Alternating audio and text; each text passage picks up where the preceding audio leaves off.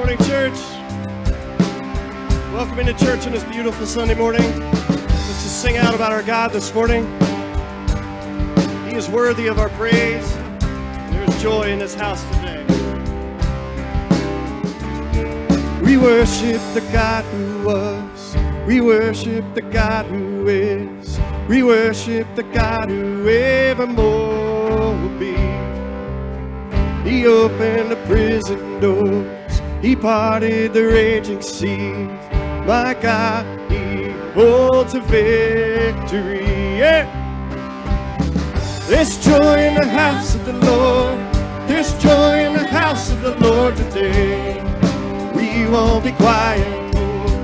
We shout out your praise. There's joy in the house of the Lord. Our God is surely in this place, and we won't be quiet. Oh, we shout out your praise. Oh, oh.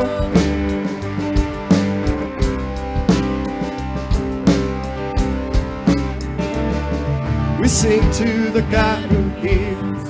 We sing to the God who saves. We sing to the God who always makes a way. 'Cause He hung up on that cross, then He rose up from the grave, and my God's still rolling stones away. Yes. There's joy in the house of the Lord. There's joy in the house of the Lord today. We won't be quiet. We shout out your praise. There's joy in the house of the Lord. Our God is surely in this place, and we won't be quiet. We shout out your praise. 'Cause we were the beggars, now we're royalty. We were the prisoners, now we're running free.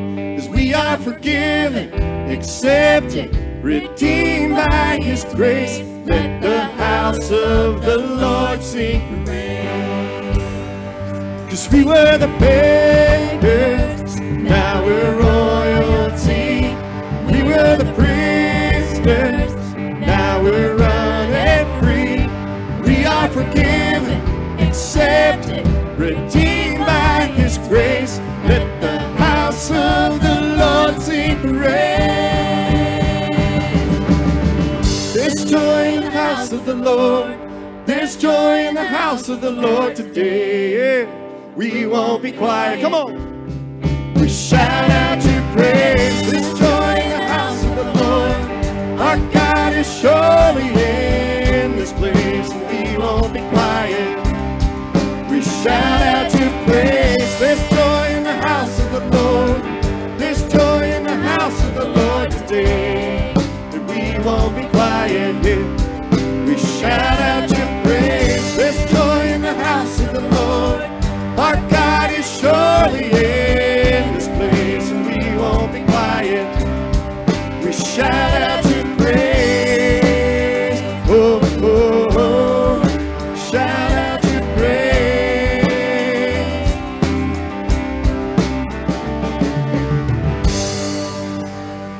Amen. Give Him a praise.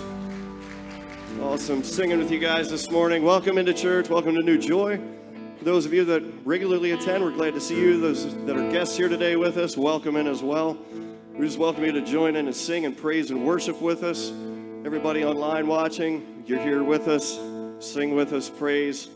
We're just going to lift our God up this morning. What an awesome God we serve. Father, we thank you for the great gift that we have to be able to stand here in freedom and praise you together as one voice, as one church, as one people, and all those around the world this morning on a Sunday morning praising you. God, may it be a sweet sound to your ear this morning as the worship goes up. Father, we just thank you, we praise you, and we love you.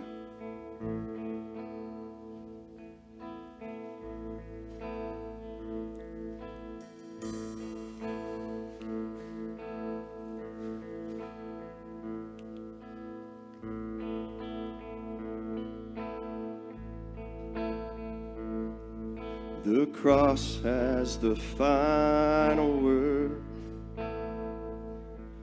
The cross has the final word. Your sorrow may come the darkest night, but the cross has the final word.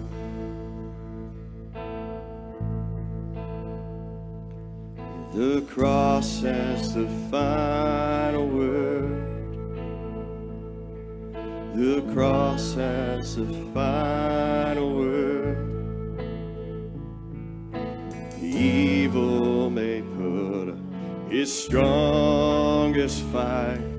The cross has the final word.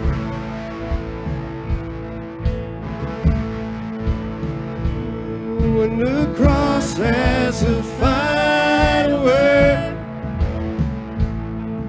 the cross has the final word. The Savior has come with the morning light.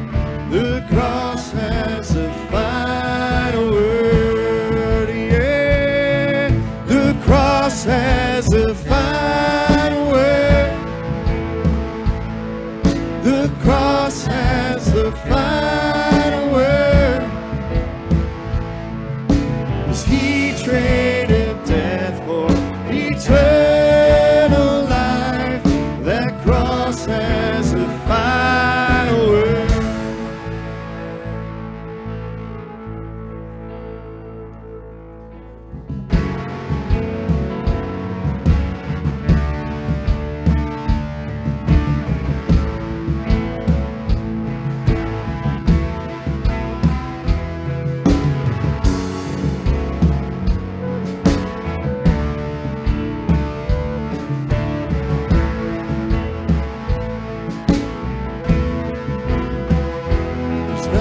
Stronger, nothing higher, there's nothing greater than the name of Jesus. All the honor, all the power, all the glory to the name of Jesus.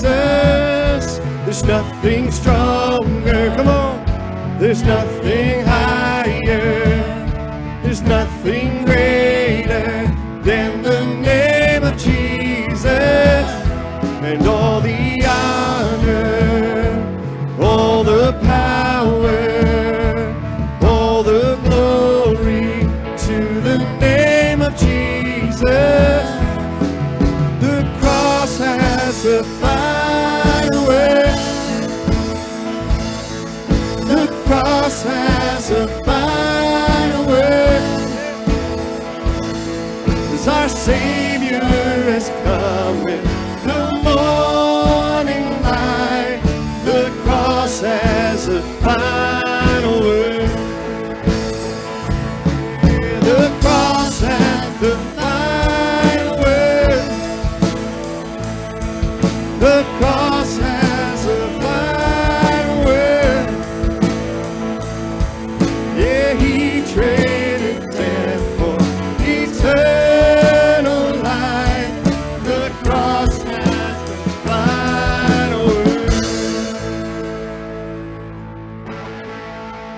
Oh, now I have resurrection power living on the inside, Jesus. You have given us freedom. Sing, I'm no longer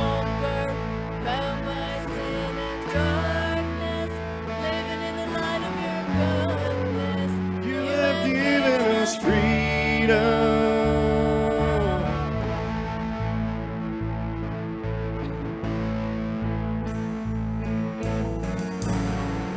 You call me from the grave by name, and you call me out of all my shame. I see the old has passed away, the new has come. Oh, and now I resurrection power living on the inside, Jesus, you have given us freedom. I'm no longer bound by sin and darkness, living in the light of your goodness. You have given us freedom. And I'm dressed in your royalty, and your Holy Spirit lives in me. And I see my past has been redeemed. The new has come, and now I have resurrection power living on the inside, Jesus. You have given us freedom. Yeah. I'm no longer bound by sin and darkness, living in the light of your goodness. You have given us freedom. Yeah, freedom. You have given us freedom. You have given us freedom. My chains are gone. Freedom. You have given us freedom. You have given us freedom. Hallelujah. Sing freedom. Oh, freedom. You have given us freedom. You have given us freedom. My chains are gone. Oh, freedom. You have given us freedom. You have given us freedom. Hallelujah. Now I have resurrection power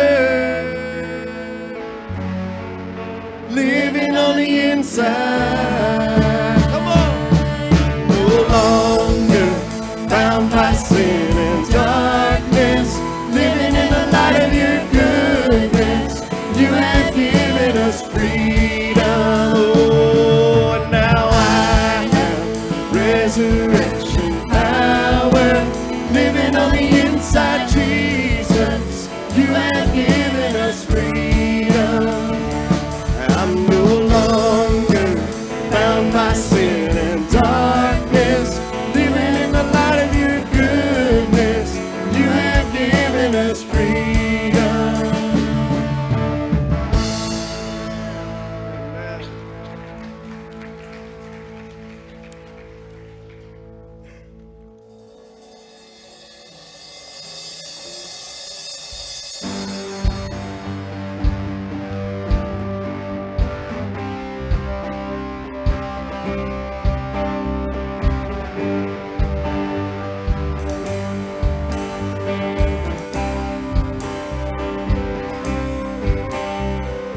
Just one word, you calm the storm that surrounds me.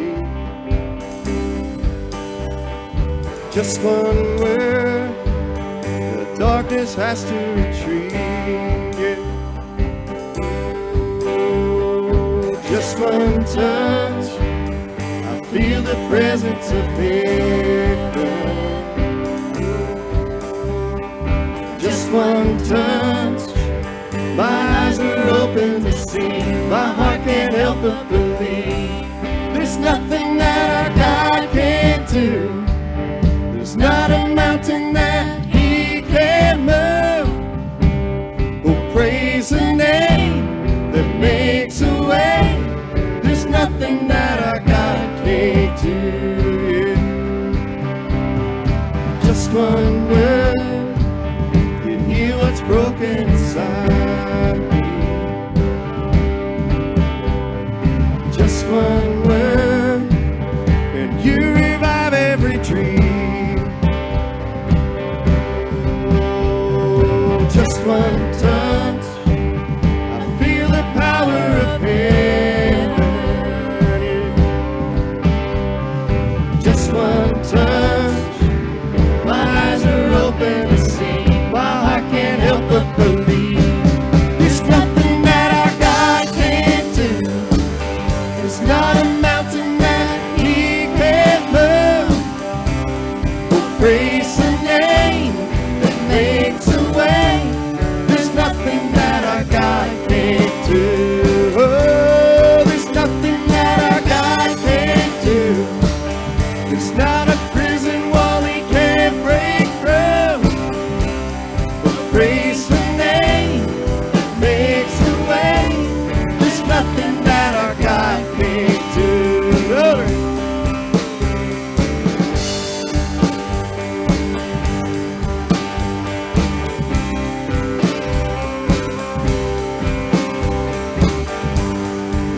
believe for greater things. There's no power like the power of Jesus. Let faith arise and let all agree. There's no power like the power of Jesus. I will believe for greater things. There's no power like the power of Jesus. Let faith arise, let all agree. There's no power like the power of Jesus. I will believe for greater things. There's no power like the power of Jesus. Let faith arise, let all agree. There's no power like His power. There's nothing that our God can't do. It's not a mountain that He can't move. Oh, praise the name that makes a way. There's nothing that our God can't do. There's nothing that our God can't do. It's not a prison wall He can't break through. Oh, praise the name that makes a way. There's nothing that our God can't do. Oh, oh, oh, oh, oh, oh, oh, oh, oh, oh, oh. I will believe. I will believe for greater things. There's no power like the power of Jesus. Let faith arise, let all agree. There's no power like the power of Jesus.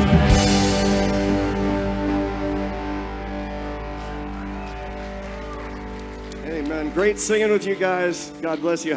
Take a moment and say hi to the people next to you here this morning.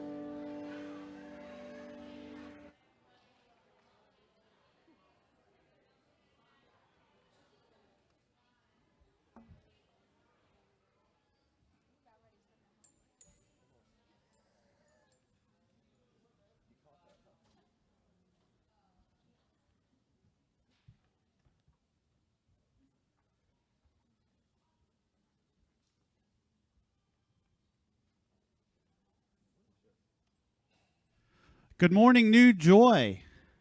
It's good to see everybody today. What a nice weekend. Oh my goodness. Was talking with someone this morning and said we should have church outside today. I don't know. We'll have to figure that out. It's good to see everybody. I'd like to welcome any new guests we have with us this morning.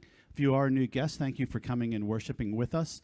Out in the lobby, we have a welcome table with a gift. That's for you. Make sure you grab one of those on your way out.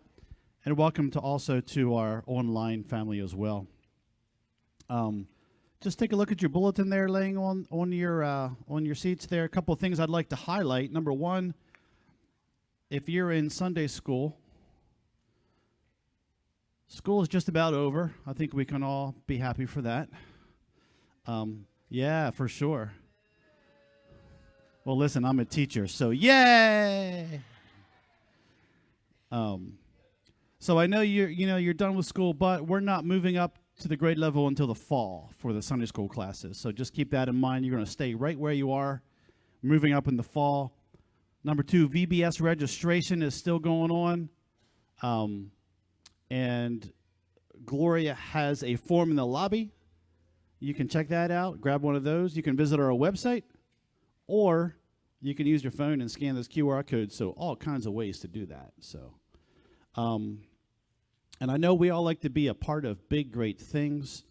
And we're doing this thing a little bit later in the summer called Summerfest. If you guys heard of that, I'm not sure. But that's coming up July 23rd. There it is. I'll just read it off the slide. Thank you, Daniel. 9 to 5. We're going to be in the lobby today. Gloria and I will be. This only happens because of you guys, really.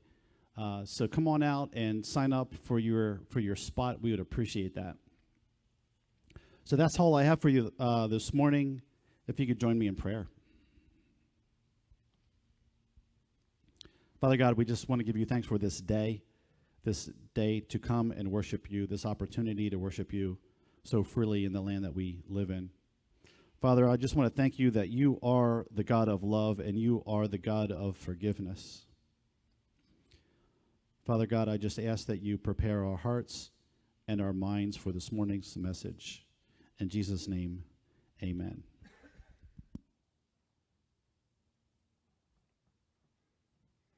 Thank you, Randy. I apologize for my voice being a little scratchy today. Karen says, don't you think you should test yourself? So I did. So it would have been fun to call Dave today and say, hey, Dave, I can't come in, but I'm doing okay. Good to have you guys here. We have a brand new series that we're doing called Nehemiah. And today's message is it's never late to rebuild, too late to rebuild. If you think about it, rebuilding is tougher than building. How many of you like to watch those home and garden shows, HG channel, where they're going to renovate some old house? If you start from scratch, you don't run into all the problems they do with these older houses, right? They get into that and they have a budget set.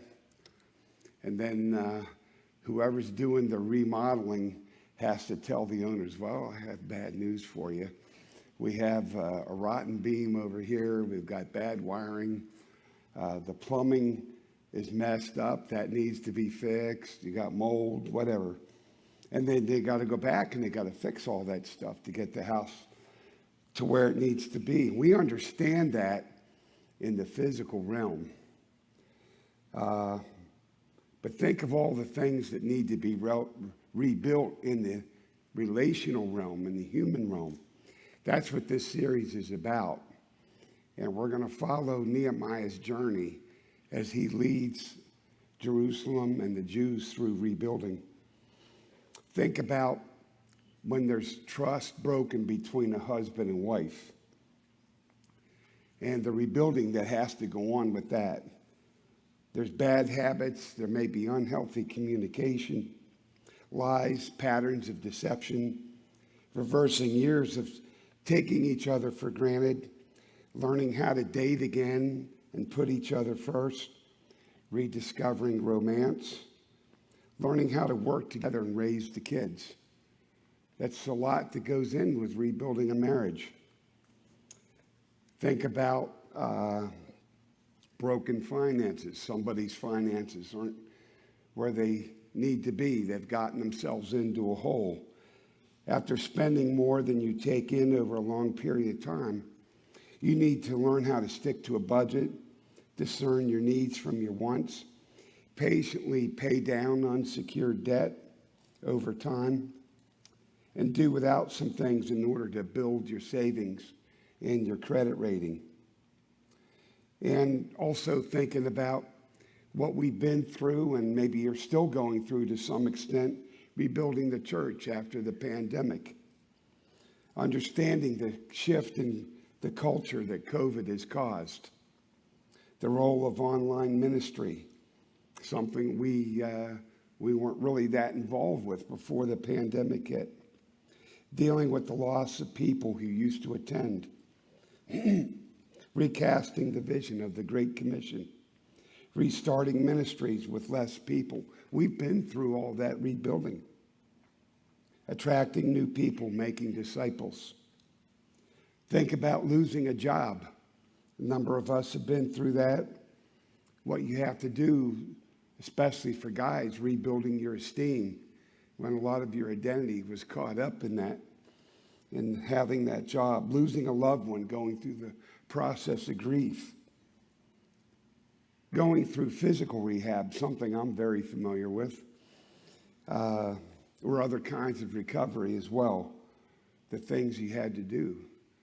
There's some of the surgeries I've had to learn how to walk all over again. And it takes time. There's many ways that we can find ourselves in need of rebuilding. So let's get into Nehemiah. Nehemiah had to recognize the harsh reality. 80 years have passed, people of Israel are back in their homeland, but things aren't going well. The rebuilding kind of got stalled along the way. Nehemiah 1:3, he asked his brother and people that just came from Jerusalem how things are going, and the news isn't good. So he had to recognize the harsh reality. They said to me, those who survived the exile and are back in the province are in great trouble and disgrace. The wall of Jerusalem is broken down and its gates have been burned with fire. So you lived back then, and you lived in a city, and the city's walls were broken down, and the gates were burnt down. You lived in disgrace because you were basically at the mercy of your enemies, right?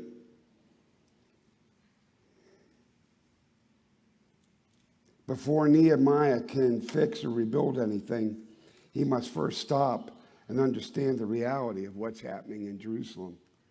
If you wanted to, you could spin this whole situation into something that's not quite bad, something that it's not really in reality. Yes, the Jews have returned to their homeland. Yes, they have not been attacked yet. Yes, they are occupying Jerusalem, but they're not safe. Their walls are not rebuilt. The city gates are still burned off their hinges, and the people are dispirited. Morale's low. The first job of a leader is to determine reality, not just what he wants it to be, but what it actually is. Someone needs to step up and correct this before it's too late, because God's people are in peril. When it comes to understanding our own broken walls, we must be willing to recognize where the brokenness is. A lot of people's brokenness actually goes back to childhood. And you walk through life and you get triggered, and it brings you back to a place of hurt where you were a kid, and you may not even know what that hurt was. I find many of God's people live in denial when it comes to their broken situations. They downplay the situation. They don't seem to want to get back to the root of the problem or even understand how it all began. The recovery people tell us that the first step in healing is to admit the need, right? See, they deal with that harsh reality. So Nehemiah hears the bad news. And you see the situation, the map here. He's in Susa right here, and he's going to have to go all the way to Jerusalem. That's a trip of about 700 miles once he gets started. Nehemiah personally identified with the need. And so he hears this news and his reaction. So it was when I heard these words, I sat down and wept. For many days, I was fasting and praying before the God in heaven. So even though he lives so far away, he's identifying with it like it hit home with him. Nehemiah allowed himself to be touched by the plight of his people. He felt their pain and desperation, and he sat down and wept. O.S. Hawkins has said, we live in a culture that seems to have lost its tears. It's a sad thing to not be able to grieve or feel a sense of identification with the broken walls in our lives or the lives of others. To rebuild, we must start right, and that involves allowing ourselves to feel whatever sorrow or loss is connected with our broken walls. Nehemiah not only wept, he also fasted and prayed. Good leaders always seek strength outside themselves. He knew this task was bigger than him. He knew that he needed God's help. And he knew he needed direction. Is he supposed to get involved in this? What's his role? After all, he's living in Persia. If you're in a situation where you've experienced a significant loss, Have you allowed yourself the blessing of, or the chance to grieve? Or have you just tried to block it out, work through it, and pretend like nothing happened? That's the way a lot of people respond to brokenness. They just stay busy and just kind of live in denial that way. Nehemiah takes it to the next step. He takes personal responsibility. And as he's praying, he starts thinking about how this brokenness happened. It just didn't happen overnight. It was over a long period of time. The Jews had been besieged by Nebuchadnezzar years ago. 80 years ago, the walls were broken, the city fell, thousands and thousands were killed, others were taken away to Babylon. And so he begins to think about it. He says, I confess the sins we Israelites, including myself and my father's family, have committed against you. We've acted very wickedly toward you. We have not obeyed the commands, the decrees and laws you gave your servant Moses. And so he recognizes what they did wrong. True rebuilders take responsibility for the situation. He's looking at the state of Jerusalem, and he's seeing the same apathy that was there decades ago. And something hasn't changed, and it needs to. True rebuilders take responsibility for the situation, even if the problems didn't begin with them. There were plenty of people he could have pointed the finger at. He could have pointed the finger at Nebuchadnezzar, who tore down the city and laid siege to Jerusalem. He could have blamed the corrupt Jewish kings like Jehoiachin and Zedekiah that were in leadership when the country had fallen. More recently, he could have blamed Zerubbabel, who maybe was not moving forward as zealously to rebuild earlier. Ultimately, it was Israel's sins and lack of repentance that got them in trouble with God. And so he's confessing that. But blame and accusation do not bring people together to accomplish a task bigger than themselves. What good does it do to just point the finger, right?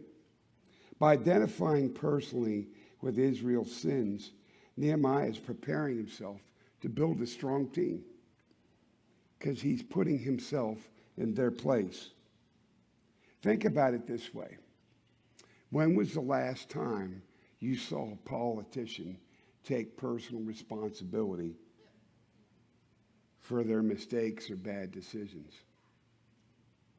I had to think real hard, and this may not be the last time, but my mind went, I don't remember this because I was a little kid, but in 1961, President Kennedy and the CIA launched an invasion of Cuba using Cuban exiles, and Kennedy realized it was going to be a catastrophe. He didn't give them the air support. They all either got captured or killed. It was known as the Bay of Pigs. Some of you older ones would remember that situation. That's pretty wild. That was in April of 61. He had just become president in January of 61. The plan began under Eisenhower, but Kennedy gave it the final go, green light. He got on TV and he admitted the mistake. And to everybody's amazement, people backed him up. They appreciated the apology, and he went on with his administration. In his prayer of confession, Nehemiah also remembered the promise that God had given Israel. He said, remember the instruction you gave your servant Moses, saying, if you're unfaithful, I will scatter you among the nations, which is what happened. But if you return to me and obey my commands, then even your exiled people that are at the farthest horizon. I will gather them from there and bring them to the place I've chosen as a dwelling for my name. Nehemiah 1:8-9. So in the middle of this confession and accepting blame and confessing the sins of his people and even his own apathy, he remembered the promise of God that if you return to God, that God would regather. And so we're starting to see a glimmer of hope in this story. It's not all bad news. In the middle of all this suffering and dysfunctional situation, there's a promise from God and a challenge. As you reflect on whatever broken walls you may have, take the next step and evaluate what you could have done differently. What mistakes did you make? Who did you hurt? Are you taking full responsibility, or are you blaming others? So there's a lot of applications to this idea of rebuilding. So next thing I want to talk about is comfort zones. Now, this looks like a really cool camping spot. How many of you like to camp? I don't. So, and you know, a situation like this, you got a nice fire at camp, you got the water, I don't know if you can see that, beautiful sunrise or sunset, whatever it is. The weather's perfect, right? When I think of camping, this is what I think of. Laying on the ground. See, this is one of my comfort zones. I don't like to camp because when I identify it with sleeping out in the field that I did for 12 years, I do not enjoy camping because I used to rough it. And I remember all too well both the freezing nights and the hot and humid nights curled up in the ground with my M16 under a poncho, using my protective mask for a pillow, being filthy, sweaty, wet, hungry, getting chewed on by mosquitoes, getting 1 to 2 hours of sleep if I was lucky. So this guy here, I just noticed this. He's got a poncho liner. I had one of those too. I used it as a blanket. Now I use it as a beach blanket. I still have it. So those days are over for me. I'm older, and I'll be honest with you, I like my creature comforts. Don't even mention campers. Karen and my first home was a 14 by 56 mobile home. Interest rates when we got married were around 18%. We couldn't afford, The camper is just a smaller version of a mobile home, and a campground is a smaller version of a mobile home park. So I say, give me a clean hotel room with a decent mattress, a TV, a hot shower, free hot breakfast in the morning. If you can do that, Jeff will be a happy camper. You throw in a hot tub and a pool, I'll be your friend for life, right? So Nehemiah is going to have to get out of his comfort zone. It's one thing to have certain preferences in regards to overnight lodging. And hey, those of you who like to camp, knock yourselves out. But Nehemiah, and it's easy to miss in this passage what he's saying. He says, Lord, let your ear be attentive to the prayer of this your servant and to the prayer of your servants who delight in revering your name. Give your servant success today by granting him favor in the presence of this man. I was cupbearer to the king. So he's going to go and petition the king. He knew that he had to step out of his comfort zone. Think about his role. He said, well, big deal. You're the cupbearer of the king. What'd you do? Bring him his tea? No, it was more than that. You compare him to maybe a Secret Service agent today. His job was to protect the king. And so he would sample the wine. He would sample the food before the king did, in case there was a plot. So in other words, he was going to take a hit for the king and save the king's life. So that was a trusted position in the kingdom. The king had a lot of trust and respect for their cupbearers, the people that did that. And you think about Nehemiah's comfort zone. He had a well-paying civil servant's position with perks like living in the comfort of the palace. He wasn't camping. He was living the good life there. He was eating good food. He had a good reputation. He was a trusted advisor to the king. And as long as no one was trying to poison the king, he had job security, right? He knew that by going to the king, he might be putting himself in harm's way. He was roughing it with the fellow Jews and putting everything at risk, especially if the king misunderstood his intentions by asking for help, which is what he's going to have to do. He's prayed all this time. He's looked around and he said, well, this is a terrible situation. Somebody ought to step up and do something. And he determines that that somebody is him. So he's going to ask the king for help, potentially using his position for personal gain or agenda. He could have been misunderstood that way. But the bottom line is people need help. And when people need help, good people need to step up. There was a video, very disturbing, about a week and a half ago that came out. A woman was riding on a subway in New York City, and some thug on the subway was pulling her hair and abusing her. And nobody stood around to stop him. None of the men, they said, what's wrong with the men? None of the men came to her aid.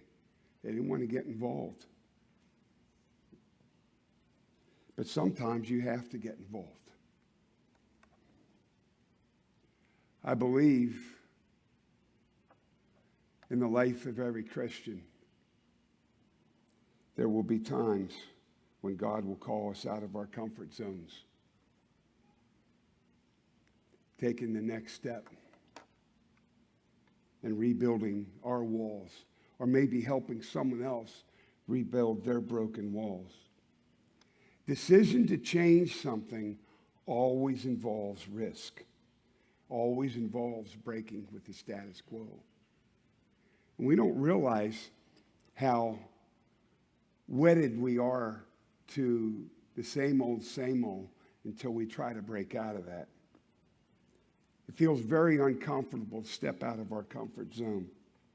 Somebody needed to step up, and that somebody was Nehemiah. We're going to see that God used Nehemiah to rebuild not only the wall around Jerusalem, but also the morale and the spirit and the citizenship in the people of Jerusalem's life. They would become a nation again, and Nehemiah had a front seat to this rebuilding and this restoration. He got to see how far God would go to protect and to provide and to restore his people. This summer, we're going to follow this story. And we're going to follow the ups and the downs, the opportunities and the challenges that Nehemiah and his people faced. Nehemiah is a book of hope. And you know what? I think we could all use a little hope right now. So where do you see the broken walls? You see the broken walls. Maybe it's in your life. Maybe it's in the lives of people around you that you care about. Where do you need to see God show up in your life right now? Things may feel hopeless right now. You may even feel defeated or stuck in your walk with God. Just like the Israelites who lived in Jerusalem under threat of attack from the enemy. But as the sermon title says, it's never too late to rebuild. Who needs your help right now? And what are you willing to do to take a step of faith and move out of your comfort zone? While you're waiting for someone to take a step forward, maybe God is calling you to be that someone. Let's go to the Lord in prayer. Lord, this message, this book of the Bible, I believe it's a book of hope. It's a book of starting over and going through the process of rebuilding. It's about dealing with hopeless odds and trusting in God to do what we can't do for ourselves. All you ask of us, Lord, is to do our best and to trust you for the rest. Lord, I pray that you would show us today what areas where we're stuck in our comfort zone and we're not really budging. And yet there's a need out there, or there's a need in our own life where we need to move on from where we're at. And we need to identify with that. We need to look at it clearly and confess it, Lord, and then take that step of faith and trust you for the rest. I'm praying for people whose finances may be broken. I'm praying for people whose relationships, there may be breaks in that, and there needs to be some rebuilding. Pray for those that are struggling right now in their personal life, and there needs to be some rebuilding. I'm even praying for us as a church that we will continue to move forward in the rebuilding process. And Lord, that you would just give us the courage to do what's right, Father, and help us to mind you, to listen to you, even if it means that we have to take a risk.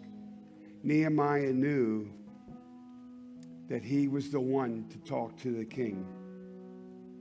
He knew that he was going to have to take that step and face his boss that had power of life or death over him.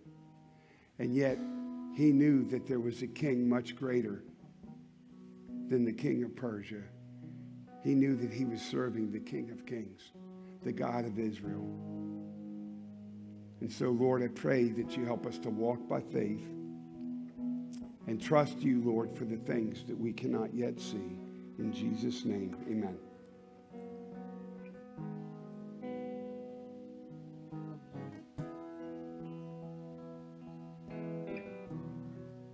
Stand together.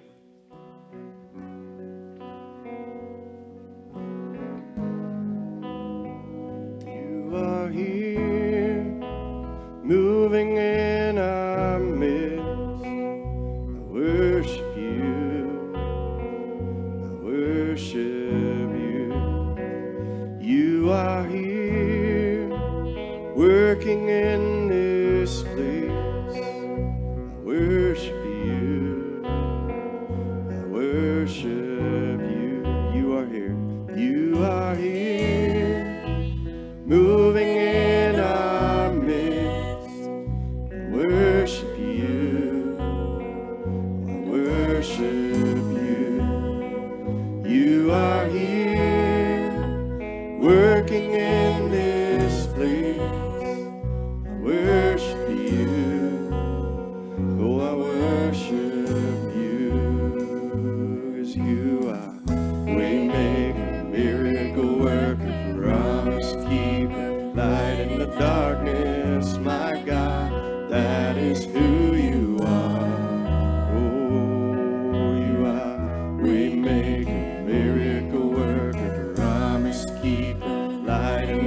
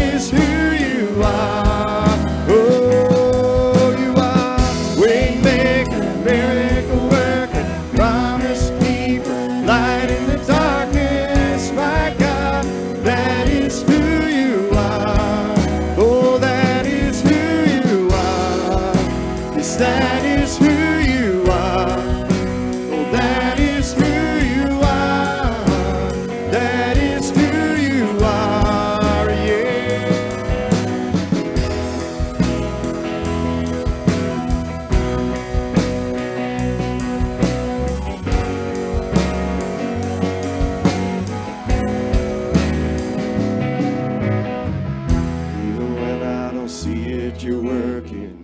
Even when I don't feel it, you're working. You never stop working. You never stop working. Even when I don't see it, you're working. Even when I don't feel it, you're working. You never stop working.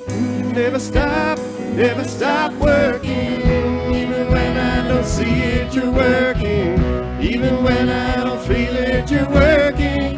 You never stop working. You never stop working. Oh, even when I don't see it, you're working. Even when I don't feel it, you're working. You never stop working. You never stop working, yeah. 'Cause you are waymaker, miracle worker, promise keeper, light in the darkness, my God, that is who you are, yeah. You are waymaker, miracle worker, promise keeper, light in the darkness, my God, that is who you are. Oh, you are waymaker, miracle worker, promise keeper, light in the darkness, my God, that is who you are, yeah. You are waymaker, miracle worker, promise keeper, light in the darkness, my God, that is who you are. Oh, that is who you are. Yeah, that is who you are. That is who you are. Oh, that is who you are. Yeah, that is who you are. Oh, that is who you are. Oh, that is who you are. That is who you are. You are.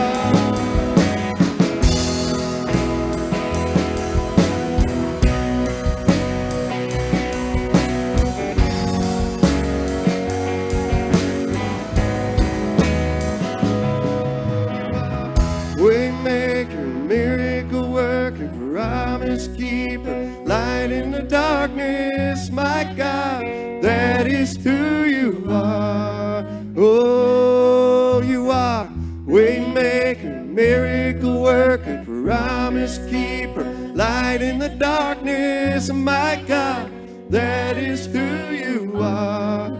Yes, that is who you are. Oh, that is who you are. Yes, that is who you are. That is who you are, Lord. So Lord, we just thank you this morning. We praise you. You are that way maker, Lord, no matter what's going on in life, whatever we need to rebuild, whatever's happening, Lord, to know that you're right there every step of the way. You are that miracle worker, God. You can do all things. And through you, we can do all things. So, God, we just thank you for that. We praise you for that this morning. Lord, thank you for your love. In Jesus' name, everyone said, amen. Thank you so much for joining us today. God bless you. Have a great week.